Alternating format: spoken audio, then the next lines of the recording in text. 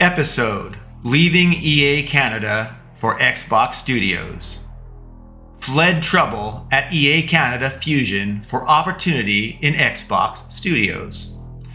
After concluding that my time at Electronic Arts EA Canada Fusion was over, I decided to make a call to my prior boss, Dave McCarthy, who had gone to Xbox Studios. He went to work for his prior boss himself, John Shepard. John was the new head of all Xbox. Well, the next day I called. Dave was previously the vice president and head of Electronic Arts Fusion, but had just joined John Shepard at Microsoft Xbox. I imagined if Dave did not have a position for me, he might know someone at Microsoft that did. It was awesome. Dave explained that the anti-poaching agreement prevented him from contacting me. But now that I had reached out to him, he could set up interviews. That's right. Electronic Arts had an anti-poaching agreement with Microsoft and specifically Xbox, so that no one from Xbox could reach out to anyone within Electronic Arts in hopes of hiring them. However, someone within Electronic Arts could reach out to Microsoft or Xbox and thus get an interview.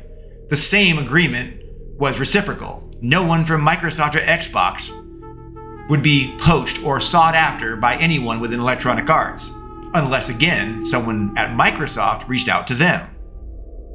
So let's continue.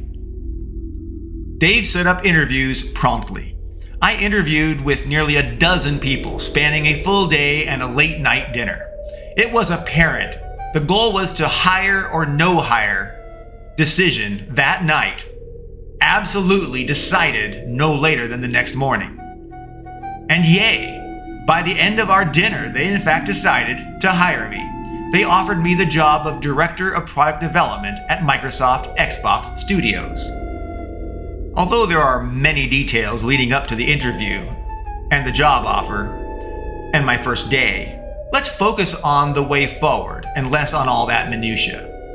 Yeah, I was hired as Director of Product Development at a new group within Microsoft within Xbox Studios, working with my former Electronic Arts boss, Dave McCarthy, in his new group, where he was overseeing Xbox Live Arcade, XBLA, and the new division called Kids and Lifestyle Entertainment, with an acronym KALE, kind of like the healthy leafy food. The first KALE project was to be Nike Plus Connect training, with products like National Geographic and Sesame Street following, which later evolved to include Xbox Fitness, Kinesis and Emotion Engines, Sentient AI and Analytics, PlayFit, and all sorts of other experiences. After I left EA Fusion, you may wonder what happened. What happened to Tarney Williams? Well, he continued to manage EA Fusion to utter failure. It failed miserably. In fact, he drove the business into the ground, to the point that the division was dismantled completely and parted out across all of EA worldwide. Its staff, its tools, its technologies, its pipelines, its products, even its documented processes and workflows were all taken away, in many cases even rebranded.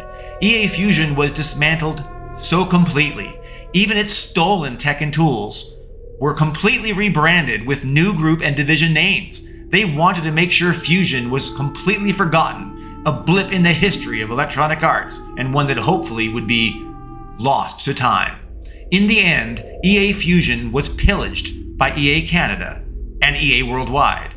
The rapid fall of Fusion showed me how pivotal leaders and founders and their views and ideologies are critical to success. Let me share a funny side tale.